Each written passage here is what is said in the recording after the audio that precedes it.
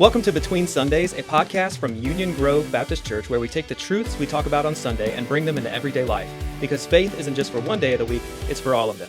I'm your host, David Jane, and each episode we'll sit down with our pastors to unpack how God's Word meets us right where we are, at work, at home, in our relationships, and in the real stuff of life. Thanks for joining us as we learn how to live out our faith between Sundays. All right, guys, welcome back to UG Between Sundays, the podcast where we take what we learned on Sundays and dive deeper and ask questions that are more practical and applied to our week. So we missed last week. We did a podcast on Christian nationalism before that, so that was good, and people should check that out if they missed it. But now we're back to the commandments, doing a dual episode. It won't be any longer. But just wanted to combine two commandments, and they were don't commit adultery and don't steal. So that's what we're here to talk about with you this morning as we're recording, but this episode. So the theme of the New Testament, I feel like, is when the Pharisees are so focused, and this group of hyper-religious people, the scribes and the Pharisees, two different people, two different kind of positions that they held, one in the temple and one kind of just lay leaders in the religious organization. They were so focused on Moses' law that they ended up missing the bar on why the law was there in the first place.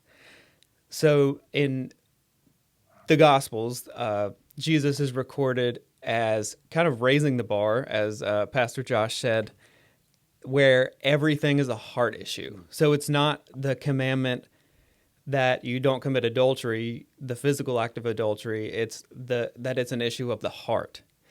So then you get into, okay, well, because just to back up, it's very easy to say like, hey, well, I haven't committed adultery, and then you're still looking at stuff on the side that you shouldn't be.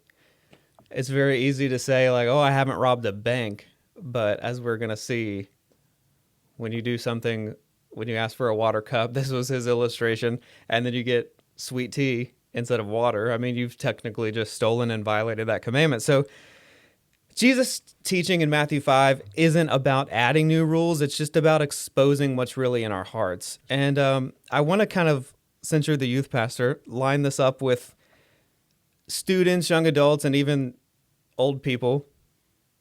Not that I have anyone in mind when I say that, but so guarding our thought life, what is it? What are some like, okay, I was kind of mentored when I was younger and your thought life, and then you get a book to read. But then we have our phones. Like I got a phone when I was 16, and it wasn't a smartphone. I didn't get one of those until college. I am that old. I wasn't in third grade when I got my first iPhone. But what are some things that, I mean, even in the age of smartphones that you've seen in students and young adults, but also some practical things you can do? Yeah, I would say smartphones are such a slippery slope of like you really are handing somebody access to anything and everything. And you can make, even like a smartphone, you can kind of make it a dumb phone by limiting what they see as far as like just access to Safari and some of those apps like that, or not allowing them to have social media. And you can do some great things inside of the Apple operating system. I know you can do very similar things inside of Android devices. We use, for our kids, we use like Bark software that kind of comes, and it really is kind of clunky at times where it kind of locks down some things that you wish they had access to. Like sometimes it makes getting on Google Classroom from their device really tricky. And so we try to use a shared device like one of our computers, mine or Shanna's computer, for them to do like projects and stuff on, so they don't have to rely on their phone. But it is kind of tricky if they're just wanting to look up something real quick, make sure they're headed the right direction, or look at kind of a rubric for how things are going to be graded to make sure they're going the right direction on a project. But it all is helping protect them. Like there's just no way that we can be with them in all places and at all times. And we're not supposed to as parents. We're supposed to teach them more how to think versus what to think. Like let them think through and process things on their own. And then you also want to have that open communication where, hey, if you see something and it's on accident, or even if it's on purpose, like, hey, I looked at this sketchy image and I kind of liked the way I felt and it was kind of weird and I didn't know what I was supposed to do, but just like bring that stuff to us as parents. An extreme example that I've heard is like when people ask the question, okay, how young or how old should my child be when I give them access to a smartphone? They literally say, and again, this is an extreme example on one end, they literally say, well, when you're fine with your kids looking at sketchy images, go ahead and hand them a phone. And I was like, what? But if you think about how serious it is and how quick it is for them to get, 2 or 3 clicks down, if it's like on a social media feed or even just a website that they didn't know exactly what they were searching, and then it suggests something else down here, and they go from this to that. Those are things that you have to think through as a parent. I know for me personally, I just have a rule: I'm not allowed to scroll on my phone while I'm lying in bed. Like that's just a rule that helps me. I actually deleted Instagram from my phone, so if I need to get access to that, I'll just go on my computer. So I'm still logged in and I can get to it. But I just know for me personally that it's so much safer for me to have those kind of guards or guardrails, I guess we can put it that way, for me to kind of keep from just stumbling across stuff that I'm not necessarily intentionally looking for, but I'm like, man, I just want to stay totally away from it. So setting up some guardrails and some basic things like that, I think, are really helpful.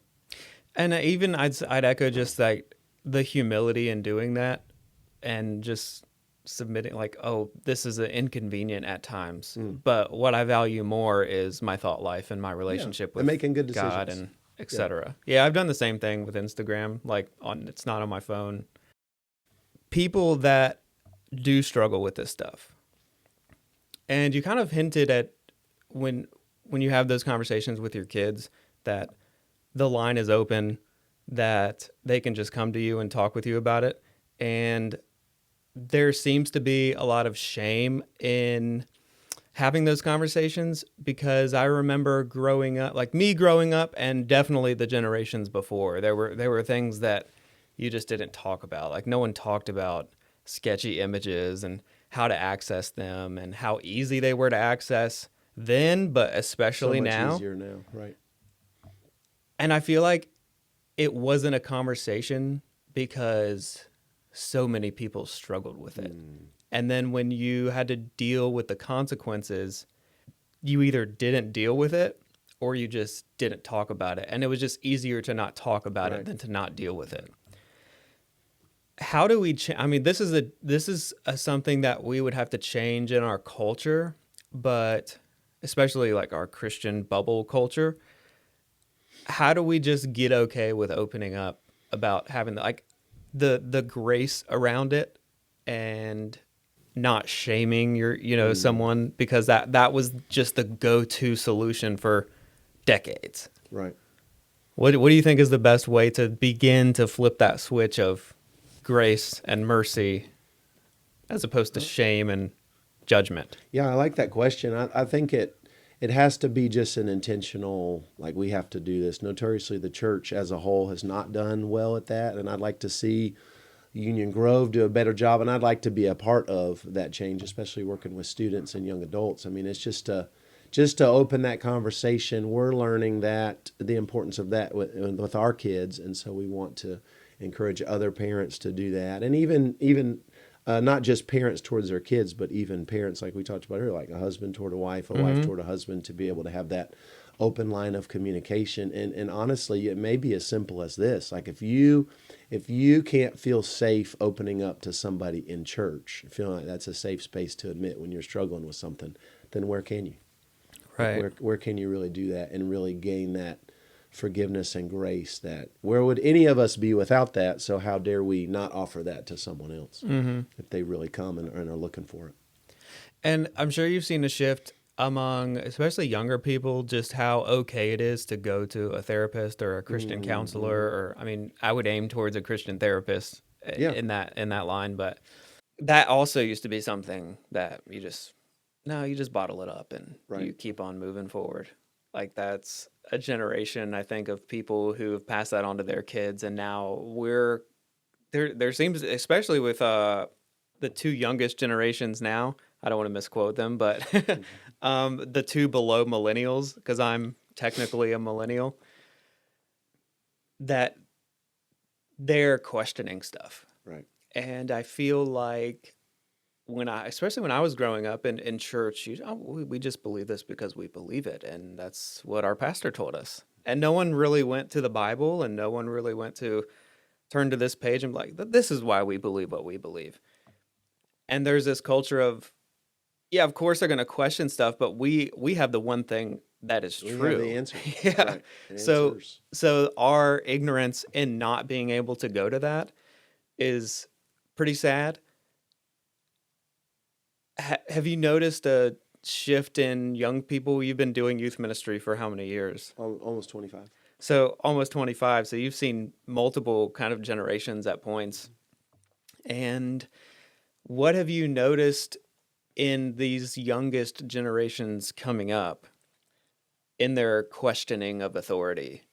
I think there's a lot of, it's almost like they're younger than they are. Like you have like a toddler and their main question is why. Right. I mean, it's kind of a return to that. Like it's not good enough that my parents believe this, my teachers believe this, my coach believes this. I want to know why they believe it. And you're right. We should take them straight back to the Bible. And I love those kind of questions. I welcome those questions. And I hope a lot of parents and coaches, teachers, other people that have impact on students are asking those questions and are willing to be asked those questions. Right. So they can know. I love a resource that I try to tell a lot of people about. It's just gotquestions.org. Mm-hmm. And you can it's kind of like a search engine. You just type in some question about the Bible. It's very biblically based on the way that they answer everything. A lot of times it's a script, something they've written out like an article.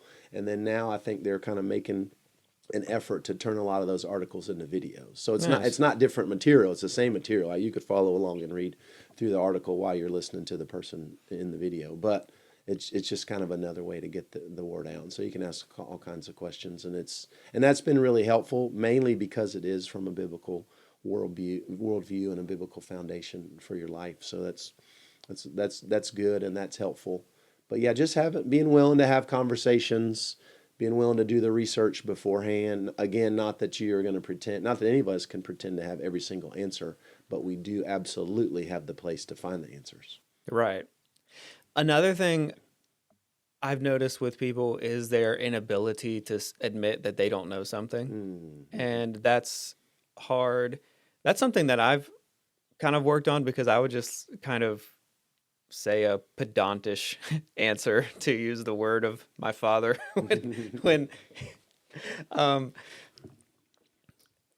I was asked something, and I just say that what I think, but that's not really what the answer is, because it's just what I think. It's not what I know for a fact. And the last 10 years or so, I've been pretty concerned with, when I say something, it's exactly as I heard it from the source. Okay. Which is important. And I'll often give an educated maybe response with the preface of, I'm not sure, but this is what I think. Here's kind of what I think. Yeah, I think that's valuable, at least headed in that direction. So I'm assuming this answer is going to be, it's got to be an individual concentrated effort, but how would you suggest adults, us, start being okay with saying, I don't know?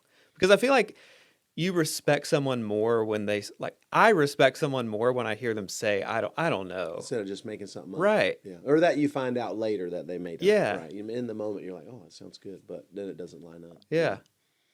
Yeah, I think that's a great question and a great challenge for us to be ready to say that. Like, I have really intentionally tried to do that. I don't always do it perfectly, of course, but I do intentionally try. If I don't know something, it's just say, hey, I don't know, but I'm willing to help. Like, let's look for this together. Right. Like, especially if a student comes to me, I can tell them the resource of obviously God's word, and you got other people in your life.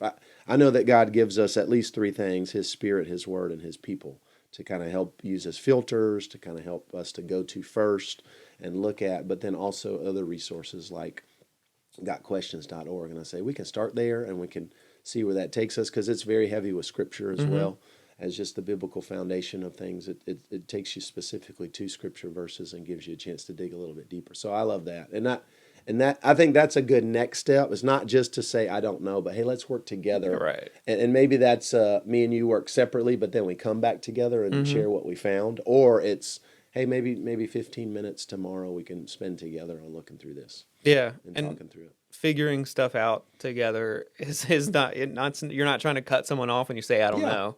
You then have to find it within yourself to say, well, I don't know, but let's find a solution. Yeah. Here's what we can do next. Right. Okay, so in kind of wrapping up this first half of this podcast episode, what would you say is a step that anyone can take from student to old senior citizen, whatever, that they can take to guard their heart and their thought life this week? Oh, I would say if we could do it in one word, I would say probably like just awareness. Mm-hmm. Like a lot of experts will say, you're more susceptible, whether it's looking at things or just being drifting off and thinking about other stuff that you shouldn't be thinking about. You're more susceptible when you've got, and there's a good acronym that goes with it. It's HALT, H-A-L-T. When you're hungry, angry, lonely, or tired, you're most susceptible to really anything. Like hangry's a real thing. I mean, those two kind of go together.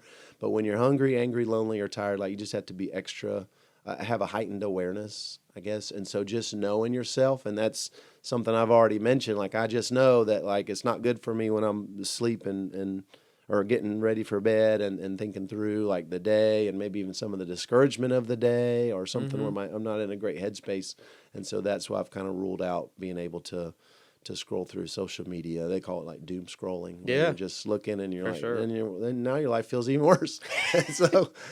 So you just want to be aware, I think, of those things. And then another way I would put it, and I heard this from somebody, they said, it just asked a question.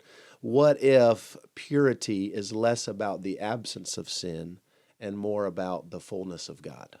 Like, what if it's more about being full of Him? And so when you're tempted, I think, to run to this, whether it's looking at images you shouldn't be looking at, or again, kind of getting in your head and thinking about how bad things are, even though things aren't, because God's given us so much. And He continues to flood us with grace and mercy, the grace and mercy that we have exactly what we need for today. We don't have to borrow from yesterday or roll things over, and we don't have to borrow from tomorrow. We've got exactly what we need. So to get into those kind of headspaces with awareness, but then also running straight to Him and being filled up with Him. I want to go back and just comment on something that you said earlier about when your child gets a smartphone or whatever. There was a podcast that I listened to, and it's a very popular one, John Ryan show. Okay. He had someone on, and they just they talked about all of this stuff, human trafficking, everything. And the one quote that was really good that I wanted to share was, he said, when you give your child a smartphone, you're not giving them access to the world. You're giving the world access to your child. That might be scarier. Right. Because all of this stuff, chatting and messages and likes, kind of feeds into how predators contact your child. That's and right. it can be something as simple as, oh, I know this person and they're your friend, right? And then that's how it starts. They've got an end. Yeah. Anyway, I just wanted to say that just to say it, and then we can transition to the next commandment, which is don't steal. So stealing isn't just about taking something that doesn't belong to you. It's about trusting God's provision and being grateful for what we have. That was kind of some of the stuff that Pastor Josh was talking about. And he mentioned fountain drinks when you ask for a cup of water and get a soda or a Sprite to make it look like water or whatever it is. And he also talked about LimeWire and Napster, which was like a throwback to... That was a very big throwback. That was a little bit before I was doing stuff, but I definitely received pirated music from people who did it. And you just don't even think about it because it's easy to kind of have the Robin Hood mentality of, oh, the rich people they're won't making even, their money. they won't even notice it's gone. When in reality, it's could be someone who is depending on it or whatever it may be. The bottom line is it's wrong. Right. So why do you think it's so easy? And I'll say my answer first in case you don't have one. But like, why is it so easy to take something that's not ours, even when it's something so small? And I will say, like, a personal example is when I was in college. It was kind of like we'd kind of go on trips and like just see what you can take because it's just like it was so stupid looking back at it. And it's like I feel silly saying it, but it was just something. Okay, this is $4 and I don't want to pay $4 for it. So I don't know. It was Yeah. dumb, but you just do it to kind of be cool. I guess that's kind of why I did it, or to save money. Or yeah, I'm. Mhm. Anyway, what do you think? Yeah, I think it just gets easier and easier to justify, and maybe that's the culture that we're living in. It's just, again, like if you're talking music or something, it's like, I mean, this is a couple cents to Mm-hmm. them. What does it matter? And that's just, it's a slippery slope of justifying anything, but because it always starts small and then ends up being bigger than you thought it would be. My first experience, a personal example for me, my first experience of really kind of, I guess, stealing or theftery, is that a word? Thievery maybe, was at a grocery store, and I took some grapes and ate them out of a bag. And, you eventually will pay for them by weight. So that was a stealing thing too, because then we were paying less because it weighed less because I took some. And so my mom saw it and she confronted me about it afterward, and we talked through it. And I was like, oh, I didn't even really know that was a thing. I mean, this was like maybe 5 or 6 years old, so Yeah. young, but for some reason that sticks out to me, and I think it's because the conversation we had. It wasn't an intentional thing, but it was something that happened, and I remember that. It sticks out in my mind as a childhood memory. And I think it's easy for some people to also justify it because of the capitalistic nation that we live in. Like our country was ultimately founded on capitalism, and then you have the demonization of people who have a lot of money, Mm. and well, you're just taken from them, and they're almost immoral for having so much money, for hoarding, and there's nuanced conversation to be had with some of that stuff, because I'm sure some of them aren't Christians, so technically, yeah, they probably are immoral, and maybe they would have, but it doesn't matter. Like, this even goes back to, it's a heart issue, Oh yeah, and yeah. you shouldn't commit a violation because someone else committed a violation at some point. Do you have any ways that, kind of other than the things we mentioned, that you think people might be stealing without even realizing it, or just kind of on the low that hasn't really been talked about? No, that was a tough one. I remember when you sent that to me. That was a tough one to think through. I think there are times when you can maybe steal someone's innocence, like just the way maybe it's giving a kid, a child from your family, like a little bit too much information, Uh, and involving them in some things. I mean, we kind of walk that line as close as we can. Like we want our kids to be involved in some of the major decisions in our family. But you don't also have to share all the details, and you don't right. want them to feel the weight of some of those things that are definitely adult level Mm-hmm. conversations. That's And good. it's not that we're hiding those things from them, but maybe just age and maturity, kind of themselves limit what they should and maybe could process, and so we don't want to kind of dig deep in the weeds of those. That was the main one that I thought about. I think that's a real good question. I'd like to think about that more, but that was the main one I thought of first. Well, that's good because it reminds me of people who kind of use their kids as tools to, like, Mm-hmm. they almost trauma dump on someone, and then because this kid is so overwhelmed with these feelings that their brains aren't really equipped to understand just yet, that they then go and treat this person who I really had the problem with, they get treated wrong by this person as well as me. So it's almost like I mean, you're manipulating someone, That's and right.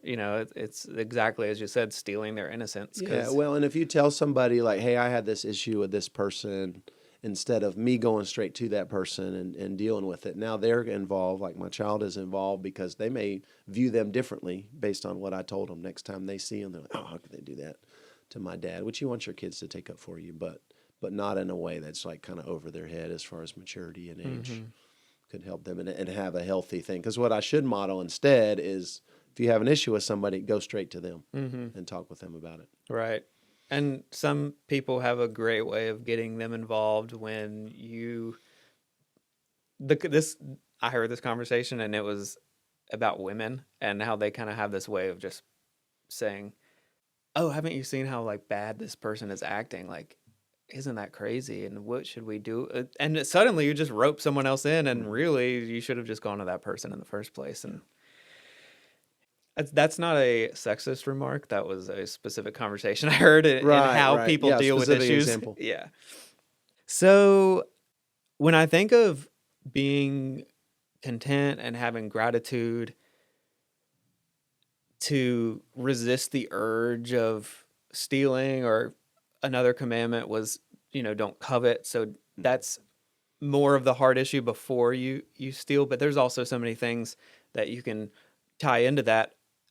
I always think of Dave Ramsey when he's like, better than I deserve, or when you're content, when you don't feel the urge to keep up with the Joneses, because I think I've heard him say, because the Joneses are probably deeply in debt with 3 car payments and whatever it is. But their perception Yeah, is higher. Yeah. and you always, like, the car industry is thriving, obviously, because of the debt. I know we have, I think I don't want to misquote this. Car debt is almost as high as student debt.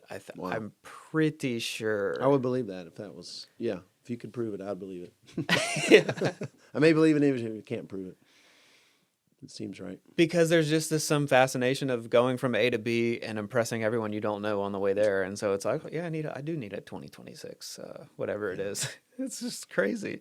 But there's just that urge of not being content. And ultimately, it's the hard issue of my relationship with God. Is that good? Because he does provide my needs, but not enough to keep me from wanting this. So it's just that kind of gratitude, contentment, that God will provide your needs. Have you, noticed, I feel like this is at every age, but with social media influencing, obviously, okay, I will not ask you, have you noticed that? Because that's a very obvious yes. What is a way that you can give, again, students, old people, whatever it is, just being content?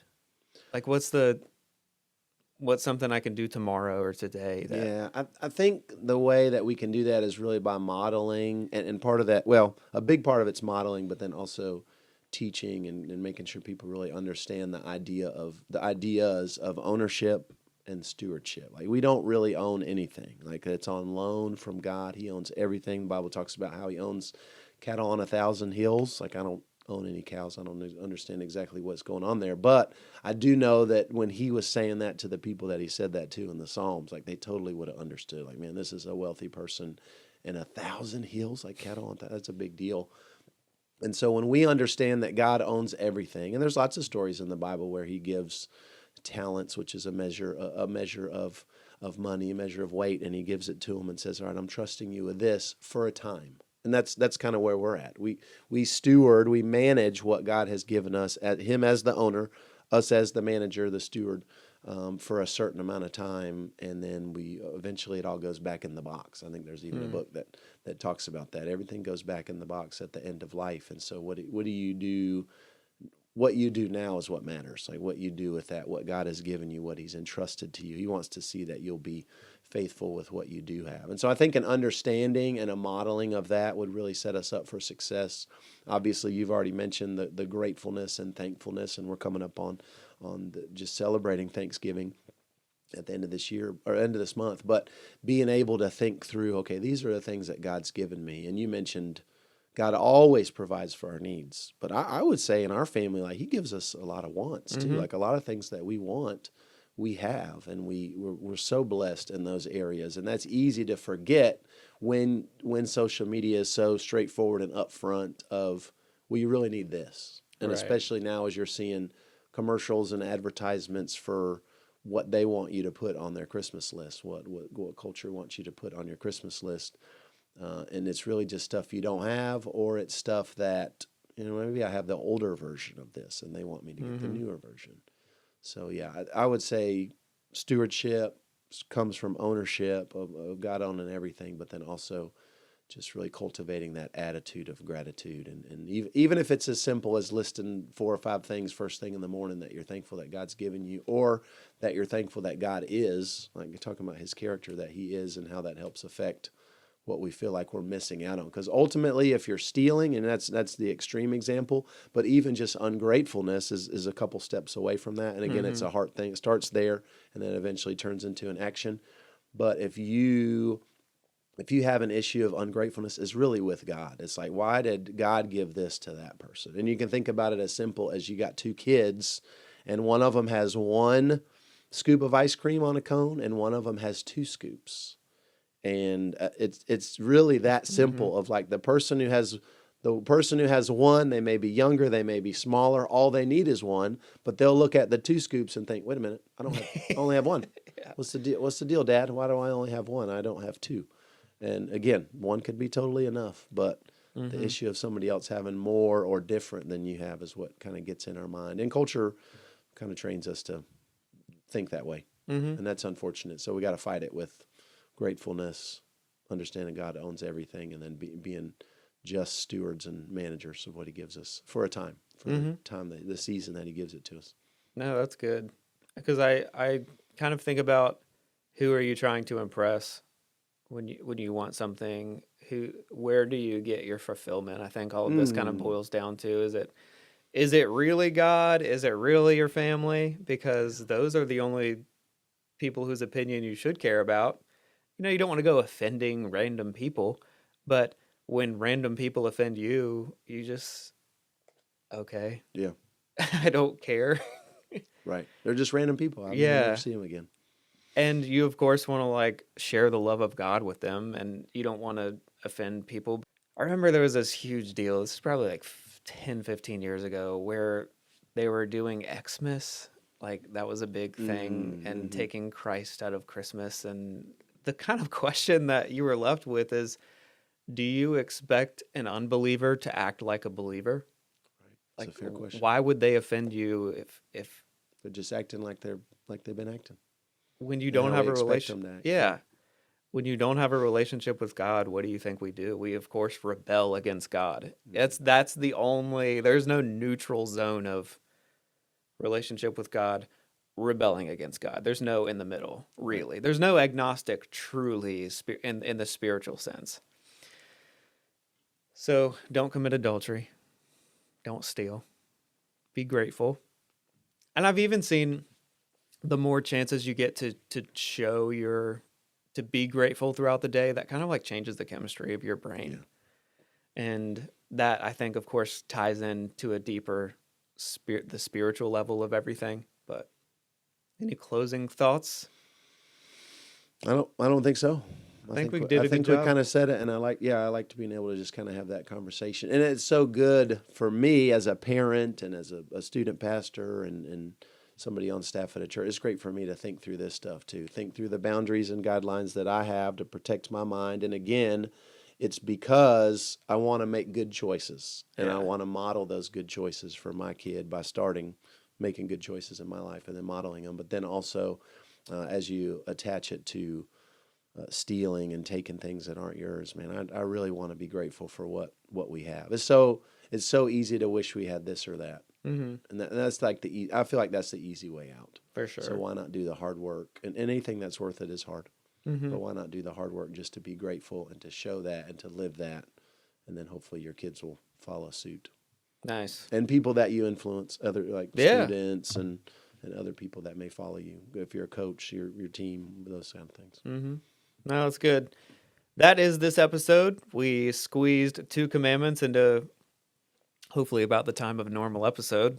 Feels right, so we're going to leave it. Don't forget to email any questions to DJAYNE, I'll throw it on the screen, at ugbconline.com.